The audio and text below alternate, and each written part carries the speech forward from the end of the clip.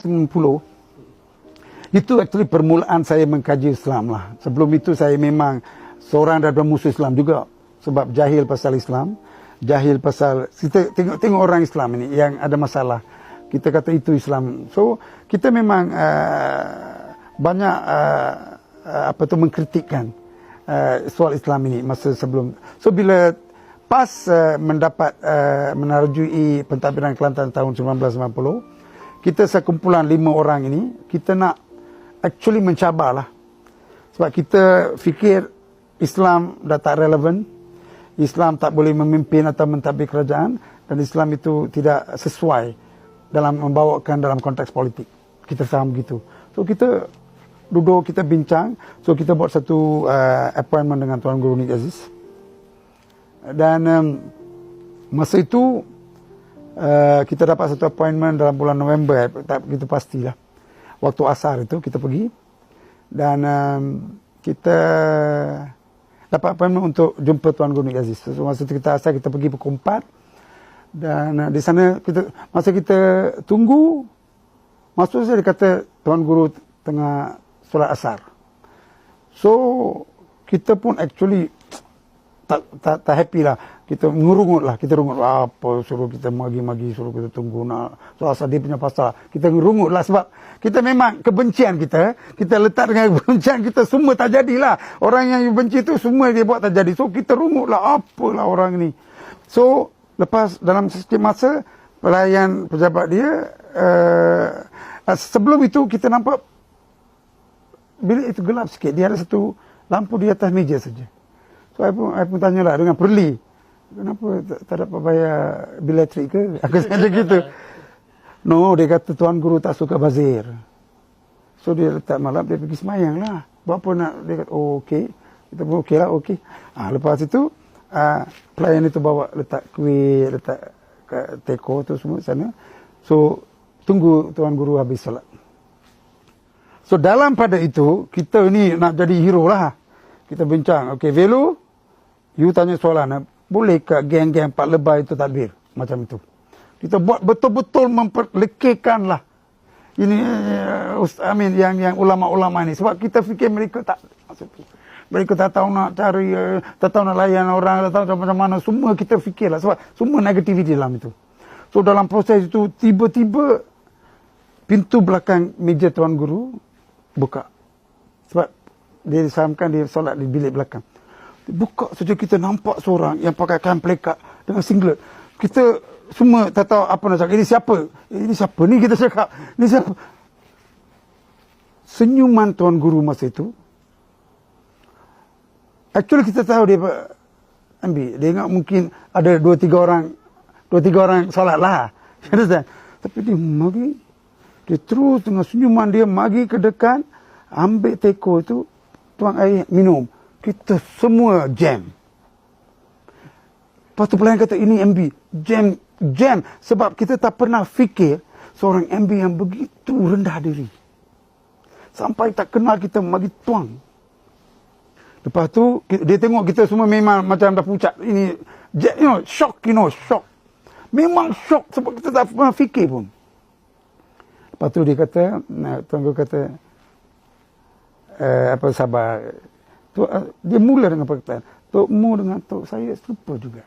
Kita semua sama. Permulaan itu melembutkan hati kita.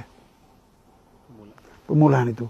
So kita pun duduk dan dia pun beritahu, saya tahu kenapa you orang mari. You orang semua budak-budak ni pandai sangat budak lah, betul lah dia cakap. Saya tahu ini soalan-soalan. Betul pun apa soalan yang kita wujudkan itu, dia pun cakap. Sebab dia kata memang ini soalan selalu dia terima. Okay? So dia, Tuan Guru maklumkan soalan itu dan beri jawapan. Semua pasal isu kenapa politik dan Islam perlu bersama. Apakah tujuan PAS? Tujuan PAS, Tuan Guru kata, bukan untuk mencari duit. Kalau Tuan Guru kata kalau nak cari duit itu, pergi buat bisnes. Di PAS, you kena ambil duit dan bagi ke rakyat. So these are the things kita tak pernah fikir. Sebab kita dalam parti politik lain, semua duit juga. Nama duit, pergi pacak bendera duit, pergi ambil semua duit belaka. So kita tak boleh terima, something very different. Dan ini Tuan Guru kata, di ajaran Islam. Kita pun terkejut. Betul ke? Tapi kenapa orang Melayu semua ikut duit saja? Kita tanya soalan itu. Dia kata, itu orang Melayu. Orang Islam, dia kata, dia lain. Dia ada perhitungan dosa dan pahala. Tapi, selagi dia hidup, kita boleh doakan untuk maafkan dia. So, selagi kita hidup, Tuhan itu adalah Maha Pengasih, Maha Pengampun. Maha Pengasih dan Maha Pengampun. Tapi bila kita mati, dia jadi Hakim. Tak ada lagi Maha Pengampun, tak ada lagi Maha Penyayang. Hakim, terus. So, God is a savior until you last your breath. Last minute pun Tuhan boleh ampunkan you. Tapi bila you mati, Tuhan jadi judge. Tak ada lagi pengampunan, terus ke hukuman saja. So, ini yang kita banyak belajar. Bahawa Islam itu lain. So, kita bincang-bincanglah banyak isu lah. Isu pasal bagaimana non-Muslim boleh terima, bagaimana orang Islam boleh bantu, semua kita baca. So, kita pun keluar dekat 6.45. Patut 10 minit, 20 minit saja meeting tu. Bila kita keluar, saya terpanggil nak peluk Tuan Guru. Sebab aura dia tu lain dari lain. So kita peluk dia, kita balik, kita duduk, come out. Kita rasa macam, keluar daripada satu alam kejahilan kepada alam yang betul-betul benar. You know? So kita pun mulalah. Kita sama-sama kita kata, kita tak apa. Kita ambil 1 bulan cuti. Kita kaji Islam. Betul ke apa yang Tuan Guru cakap itu pasal keadilan, pasal tidak ada perkauman dan sebagainya dalam Islam, kita kaji. Mulalah hijrahan saya daripada suatu alam jahil kepada alam kebenaran. Dia mula dia punya detik itu.